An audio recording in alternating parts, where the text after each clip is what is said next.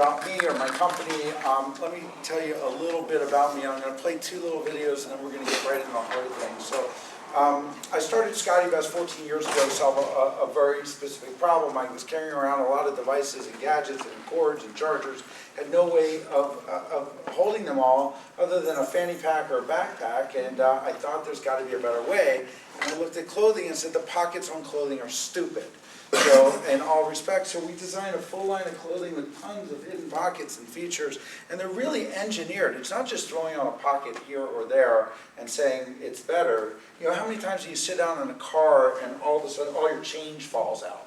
All you have to do is put a little stitch line there, but it's got to be tested and certain length and all that. So these pants have like 14 pockets, one here, and one here, magnetic closures, and hidden pockets is what we do, and we have a patent on a personal area network. So I'm going to show you first a video that I'm really proud of. We just finished it. It's on our homepage. So it's 2 minutes, super short, and give you a real idea of the company.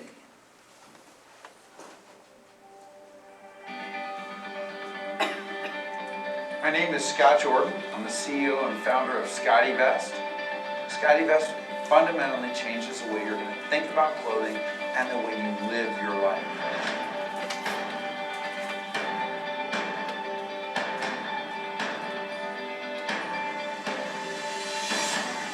We specialize in pockets and pocket design, and we have really great features from weight management systems, clear touch pockets, and key holders, and the patented personal area network as well. We spend hours to think about and engineer and design that pocket, expecting your clothing to do more for you. It's paradigm shifting clothing. Who doesn't want more pockets?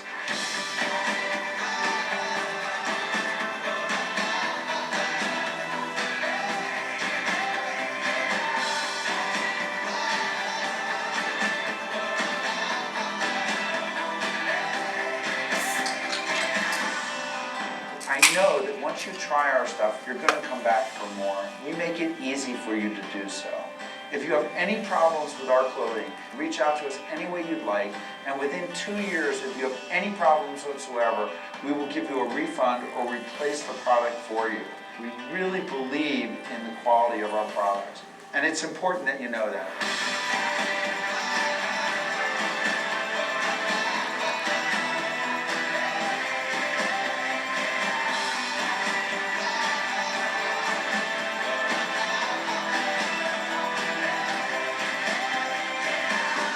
I'm Scott Jordan, CEO and founder of SCOTTeVEST, and I really appreciate your business. Thank you very much. So we literally just finished that like last week. I'm so stoked to have done it. So, so that gives you a little background on the company and the product. But you know, what I want to talk to you about is my story, my path, and how I got here. And what I was thinking about when I was you guys, because, you know, although I'm 50, just turned 50, I remember really well what it was like. All right, so, where are we? I don't know. All right, we are in San Diego, and I'm live streaming. So we're doing Periscope, by the way. I hope you guys don't mind. I live stream pretty much everything I do, or lots of what I do. So what I was trying to figure out is what I wanted to be when I grew up, and I knew I had this entrepreneurial bent, but I took this long and windy path to get here. I started out, I graduated from the Ohio State University in 1987, and I majored in entrepreneurship before it was fashionable to do so. I actually created the major. I only had one class, and I took it 3 times, and you know, and it's stamped, you're an entrepreneurship major. And I started my own business at the Ohio State University, and then lo and behold, my father forced me to go into the family business with him, which most circumstances would have been okay, but my father owned a cemetery. So I was knocking doors, selling cemetery lots, door to door. I was miserable, and then I was confused and couldn't figure out what I wanted to do, so like so many other students, I went to grad school just to extend that ultimate day that I had to make a decision for a career. And for me, because I hated the sight of blood, I had 2 choices, MBA or law school, and I went to law school. Unfortunately, I did extraordinarily well in law school, and I was presented with the golden handcuffs. Went to work for a very the largest law firm that exists, and for 6 years was miserable, practicing law like so many lawyers are. If you're thinking about practicing law, let's talk. I'll tell you about why you might like it or might not. But it was all through that miserable experience practicing law, I really dug deep to try to get back to my entrepreneurial roots. And when I was at Ohio State, I mentioned I studied entrepreneurship, but I did more than that. I started a business. It was the men of OSU. It was copied after the men of USC. I don't know if that calendar's still around, but it created a ton of buzz. When I was in school, it was a beefcake calendar, and we got tons of publicity, and I learned more in that experience than I ever did. But one of the things I learned about is freedom, and for me, freedom was controlling my own destiny. So I'm going to play this next little video, and then I promise you no more videos, and we'll just talk and questions and answers. But this video is about me finding what it was for me to find my freedom. And as an entrepreneur and getting in business and following my passion, I was able to do so. And this is my story. It's freedom. I was free when I was born, when I took my first steps, when I learned to swim and ride my bike, my first kiss, first car, and my first love. I was free when my mom said, "I love you," and the day I finished grade school, then high school, then college. But she was gone by the time I graduated law school. I was free when my father died, and I no longer had to prove myself to anyone. I was free when I first met Laura, and the day she said I do. When Kelly joined the family, then Lucy, Chloe, Margot, and Susie. Poodles had their head out the window. I was free the day I told my boss I quit, when we moved from the city to Sun Valley, Idaho, and I sold my first SCOTTeVEST. The day I told the Sharks they were out. You were out from the moment you sat down, so you're no loss. Kevin, you're out. You're out. I don't need you. I was free the day I was inspired to dig deeper and finally forgive my father. I am free when I hit 150 miles an hour on the track, when I hike, when I ski, when I fly, when I play, when I travel, and when I come home. Especially when I come home. I am free because I make the time to do the things I want to do. I'm Scott Jordan, and time is my freedom. But enough about me. What's your freedom? Start the conversation. Ask someone what freedom means to them. Share your story at #YourFreedom. Read about how I found my freedom in my new book, Pocket Man. So, every time I watch it, literally it touches me. I almost cry, especially standing here in front of you guys, because I've never been at a point, except when I started these tours, I went to UCLA, and talking to you guys, I can actually perhaps impact you in some meaningful fashion. Hey guys, Lee Bizot here. There we go. And a lot of you may already know this, but I like to visit Ireland. Let's make a note of that. All right. Is often. Oh, that's the last one.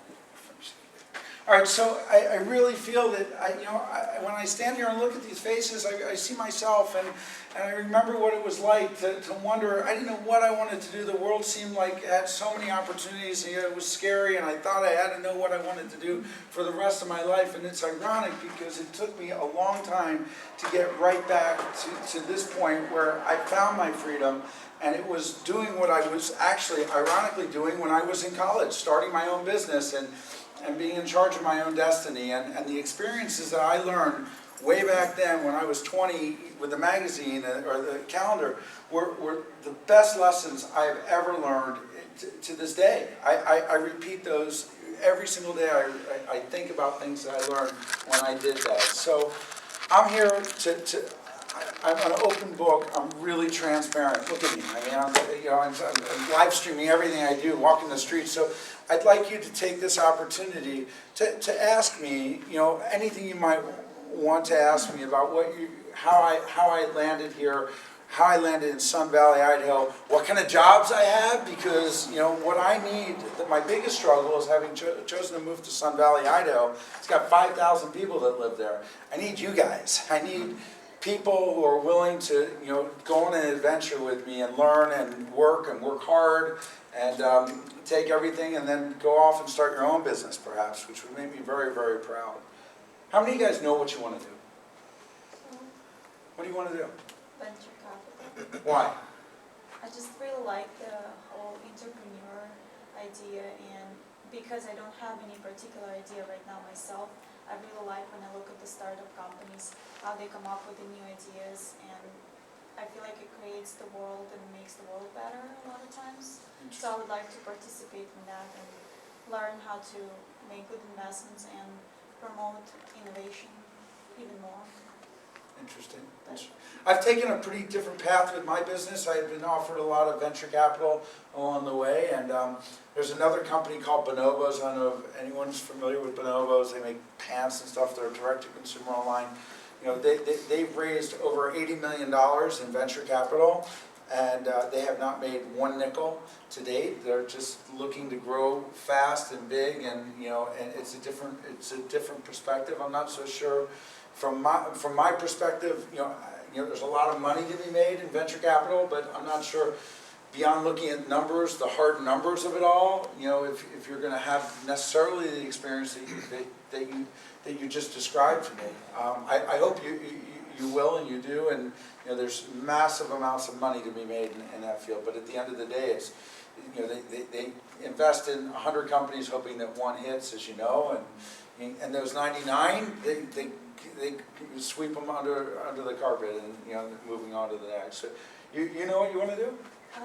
Yeah, I want to become a buying director for major fashion companies such as Bloomingdale's, Nordstrom, and at the same time using my multilingual skills to extend any brands or to communicate with future vendors. Interesting. And when do you graduate? In a year. Okay. What other languages do you speak? Spanish, French, Arabic, Oh, wow. written and conversational in those, but conversational in Hebrew, Hindi, Farsi, Portuguese. Oh, you should be a spy. I'm a buying person for Bloomingdale's. That's interesting. No, well, that's great that about half of you seem to know what you want to do when you grow up. I think it's ironic that I think I did know what I want to do, but it just was a long and winding path, and it just seemed that attaching my passion to my career took a while to get there. It's just the pressures of making a living and doing something that your mom and dad might think would approve of is hard. It doesn't always match up to what you would want to do for yourself.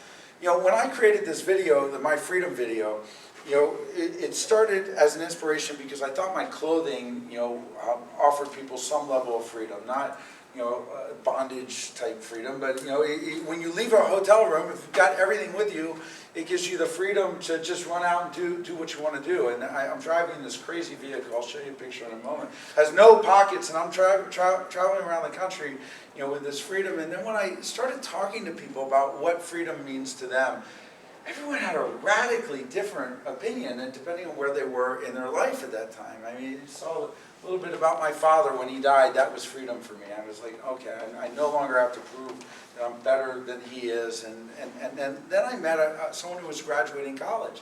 They said, I'll tell you what, the day I get that diploma, it's the first day in 21 years that I get to make a decision affecting my life. I said, wow, that's how I felt when I was 21 years of age too. It's powerful. So yeah, you kind of think about what that question means. But one of the things I'm encouraging people to do, and my book does, is that if you find what you're passionate about, you're going to be good at it. And money is probably going to come. So don't let the money dictate what you should do.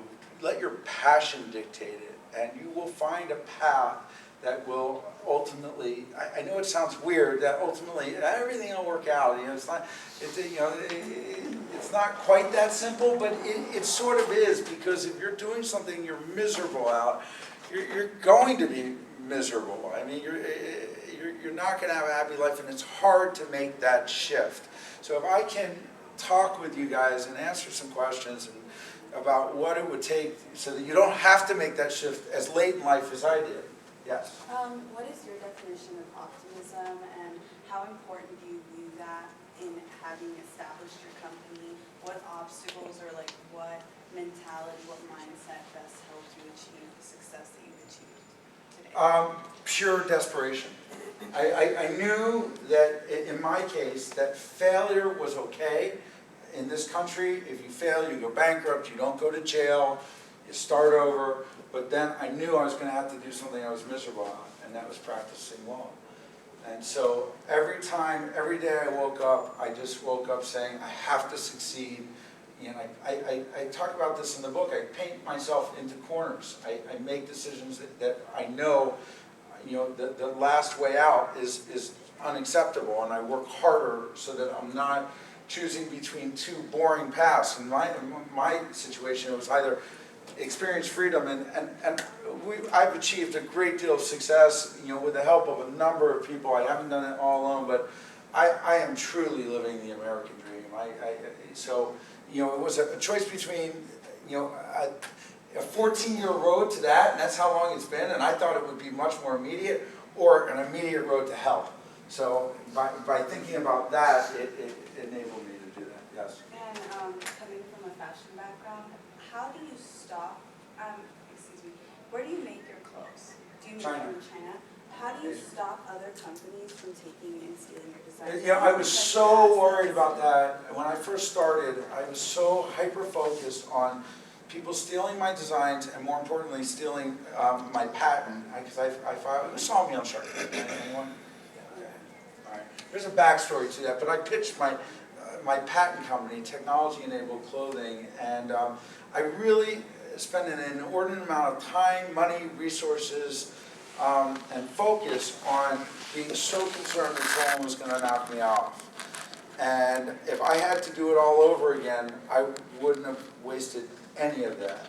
What you need, in my opinion, you need to do, if you can focus on building your brand and doing something better than anyone else, don't try to find something that no one has ever done before. It's not the perfect idea that's going to get you happy or rich. It's execution. I mean, there are millions of ideas. I have them every day, and I write them all down and bother everyone with something, trying to implement them all. And people are smart, but we don't have time to do that. It's focus on executing it. Do it better. And one of my secrets is, I want to make sure I get it out here sooner rather than later, most people don't do two simple things or two simple words in business, and it shocks me. And most of them are buyers, by the way, because we deal with buyers. They don't follow up. People do not follow up. Every email I get, every email I send, every conversation I have, we had a conversation, I followed up right then. I've got follow up that will distinguish you from 97% of everyone out there looking for a job or working. Finish it to conclusion, every single one. It's not hard to do. If everything is a half a conversation and maybe I'll follow up, I don't know if I can count on you to do it. So I have lots of tricks, actual tricks or tools or software that enables me to follow up on a mobile device or a computer. It's just every single one. It's really, really fundamentally important to do. Yes. So you were in law for 6 years. What was the changing point that you decided I'm going to quit today? That's a great question.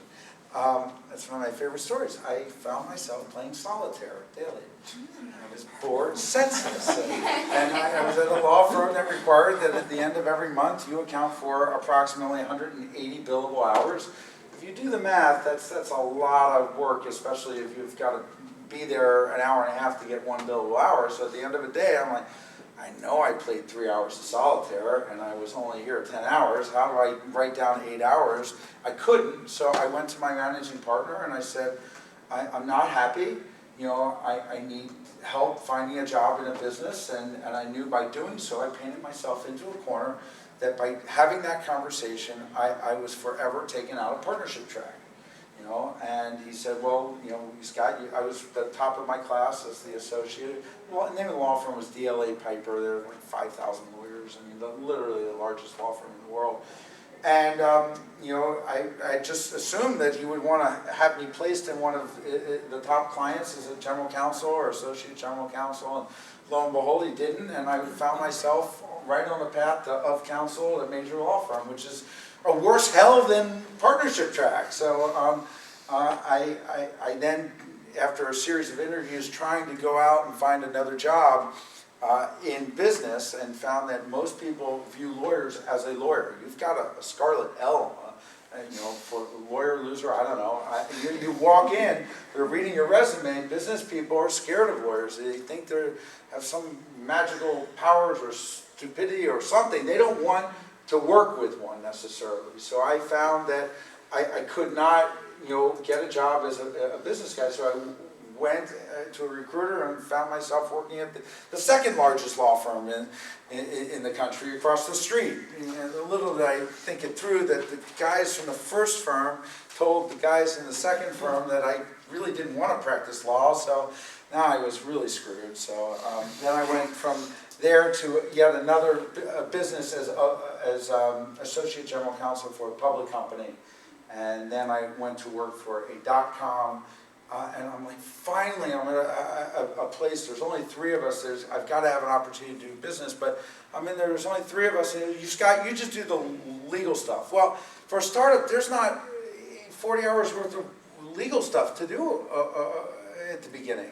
We raised money, and so I shut my door and found myself practicing law. You know, that's a long story how I got there, but it was solitary. And when I knew that I was just not being true to myself, and I was being put in a position where I was going to have to lie on my timesheet, I just couldn't do it. I still sometimes wake up in cold sweats because most lawyers typically don't write down their hours until the end of the month, and then they make them up. So, and they do. You can't remember what you did 30 days ago, and it's usually the most annoying clients who get the most time written for them. So, yes. How do you manage weight in your jackets or pockets? Because I know often if I start to put a lot of stuff in my pockets, it just weighs you down. Like dresses with pockets are my favorite thing in the whole world. If I find a dress that has pockets, I'm done. I'm so happy. But then you put stuff in it, it starts to weigh you down. So do you have like a weight management? Yeah, we do. We actually engineer. I mean, like this pocket right here was probably one of the most difficult pockets, although it seems so simplistic. You know, because it's got a fulcrum back here. I'm not sure this is a medium or large, but if it's a large, I can actually fit a full-size iPhone in there. And you know, there's no way you can make it disappear entirely, but without rubbing against you uncomfortably or pulling down. So it's a lot of experimentation. I would take like staples and staple a pocket and then put it in. I thought I had solved it all, and then the pocket was all the way over here, and then I discovered that having things rub uncomfortably here, you know, is really bad, you know, and I didn't understand that before, and so, you know, there's all these issues, but it's experimentation. The very first SCOTTeVEST I made, admittedly a very awkward name for a brand. I never intended to sell clothing. What happened was 14 years ago we were the first clothing company started on the internet as our primary distribution model. Up until then, there were other companies like, I don't know, Land's End, they're like, oh, I see this internet, let's put it on there. But no brand started on the internet before us, clothing brand that is. So, you know, to be able to have that direct relationship with the customer, but we started with version 1. And version 1, I didn't think about the weight management, and it was designed to hold all your things, and once you put all your things in the front of the vest, all the weight went right here. So I'm walking around with SCOTTeVEST, eVest version 1.0 and telling people how great it is, and at the end of the day, I cannot wait to take it off because I absolutely hated it. It was just excruciating, and I would take it off and say, show everyone everything I had in it, and say, "Oh, you try it on." I'm like, "Wow, God, that felt good." And then they would try it on for a moment, and then in a moment they're like, "Wow, it does feel pretty good," because you know, it does bounce on his shoulders for the most part. But it's really, really important. If we had made our second version and we had the same problem, and you know, I would not be in business today. You know, it's okay, you know, unlike software where you come out with beta versions, you send it over the cloud and it's fixed, you know, and like Gmail's still in beta, I don't understand that, but, you know, it's like an excuse to put crappy stuff out there, but in our case, it was really, really important to have great quality stuff, so. First, I just want to thank you for coming here and speaking with us. I'm curious because it seems like all your life you had such a corporate job. I know the motivation if you want to quit being a lawyer, it sounds miserable, so kudos to you for doing that. But I'm just curious to find out what inspired you to try to enter fashion itself, you know? What and some of the key tactics that you established within your corporation allow you to be so successful? Coming from a lawyer background, such a corporate background.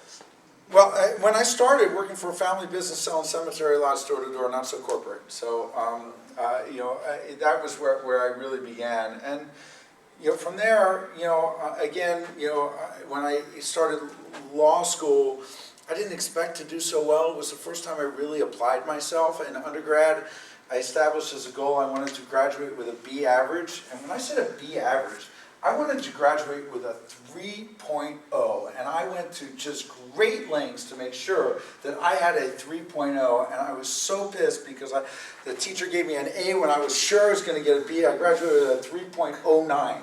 So, you know, and then in law school I really applied myself, and I did really well, and I thought the corporate environment would be preferable, and once I, you know, get good money, and you know, you think that it's all organized and they got a plan, and they don't got a plan.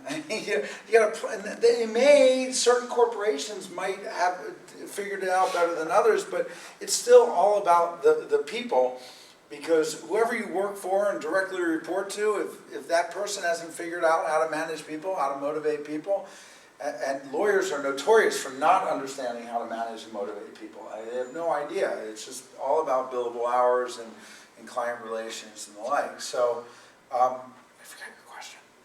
I'm saying, what inspired you to get into the field of fashion? It's like to have, to start Scotty. I never thought of SCOTTeVEST as fashion, and I know people would not buy it if it wasn't fashionable, but you know, the stuff in our line, what makes it great is that, you know, it can be in there for 5-7 years. We only change it when we're bored of it. This product here, you know, we introduced this year, replaced one with a different fabric from a prior year. So, you know, but it has to be fashionable in order to do it. I just wanted an idea. It didn't matter what it was.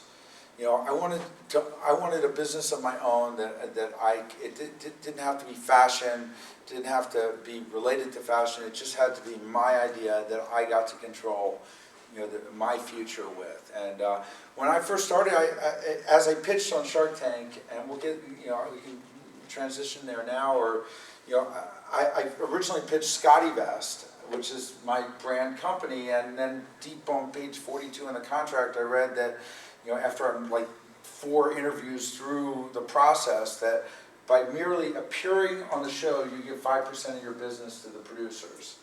And whether a deal is done or not. And I thought at the time SCOTTeVEST might have been worth over 10 million or so, I don't know. I'm not going to write a check in effect of over $500,000 just for the privilege of letting 5 guys beat up on me on national television. So I pivoted and said, well, I've gone to this much trouble, let's pitch technology-enabled clothing, which is an ingredient brand, much like Teflon, Velcro, or what's North Face material, Gore-Tex, and that was the original idea, was to come up with not make a single garment, but to sell this concept of wiring clothing to other clothing manufacturers. It's like that's intellectual property of it. Yeah, I have a patent for the incorporation of third-party wires in clothing, and that's what I pitched on Shark Tank. And that was my primary business idea. What I discovered was, I should have known as a lawyer, but it takes a long time to get a patent. And while I was waiting for the patent to issue, I said, well, these clothing companies didn't really understand, the benefit of wiring. Why would you want to wire your headsets in clothing?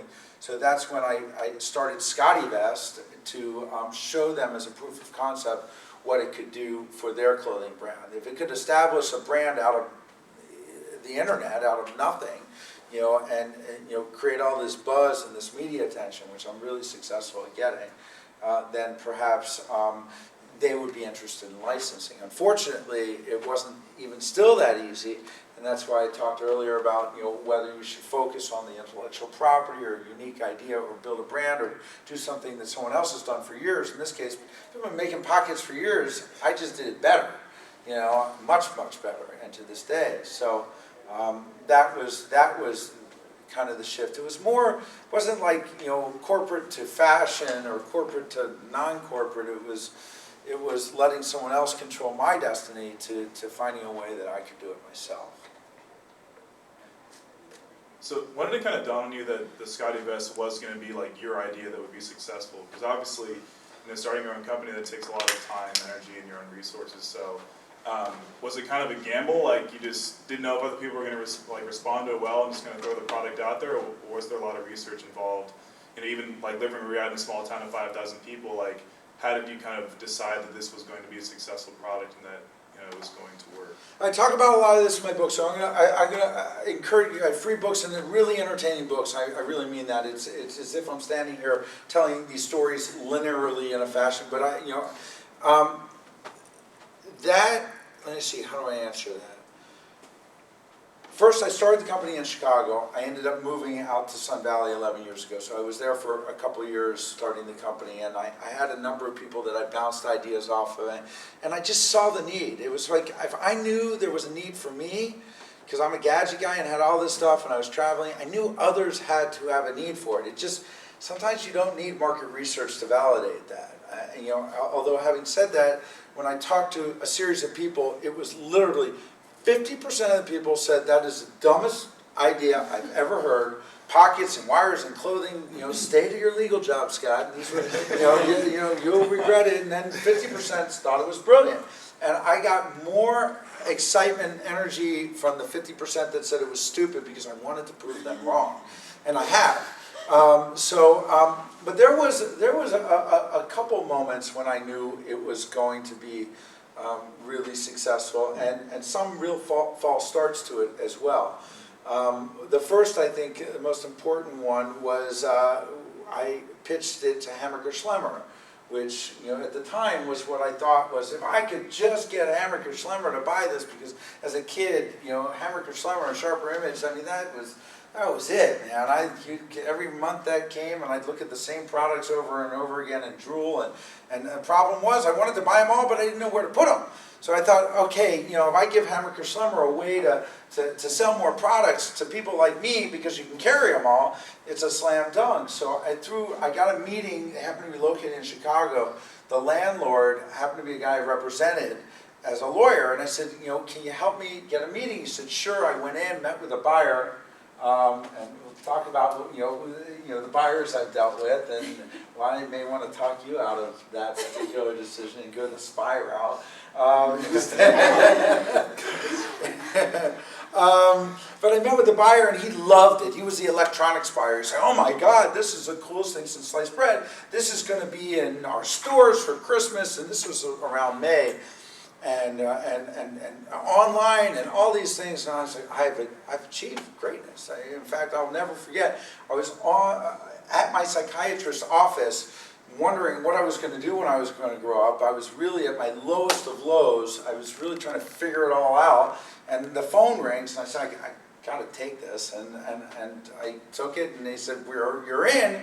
I told the guy, my shrink, I said, bill me the full hour. I don't need you anymore. And I walked out, and lo and behold, after a series of emails that went unresponded to, I finally just showed up at his office one day. I was like, dude, I ordered $60,000 worth of merchandise. The least you could do is respond to an email, and let's get this contract done. And he said, I got history. I was fired last week. I'm out of here. Your new buyer is the apparel buyer. And the apparel buyer, unfortunately, she could have fell into one of two categories, those that got it or those that didn't. She fell into the one that didn't, and she says, no go. And I was like, what am I going to do? So I went online, and I had one website. It was weird. It was called silliest website ever, Pocket PC Passion, run by this reverend who loved pocket PCs, and he had a tremendous following. This guy was extraordinarily passionate about pocket PCs and all things related to pocket PCs. And he wrote about me, and before I even took possession or even had a factory lined up, I had pre-sold like 3,000 units.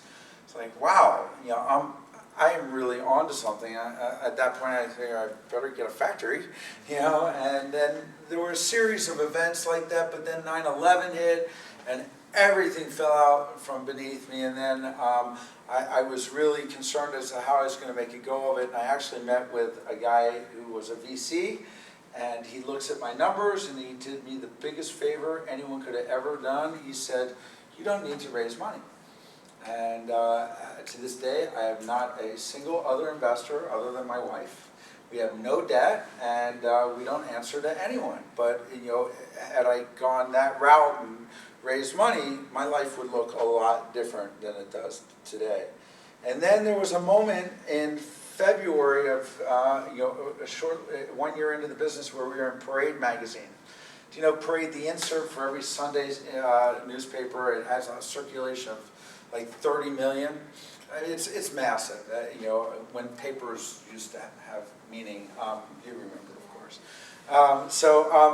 And we just got more orders than I knew what to do with it. And I thought I could retire next year. I was like, okay, a year and a half, it was a good run. I worked really hard. I deserve it. And and a month later, the orders are still coming in. I'll never forget. I was on the beach in Chicago and just thinking, yeah, well, this is it. And then, sure enough, orders started tapering off. That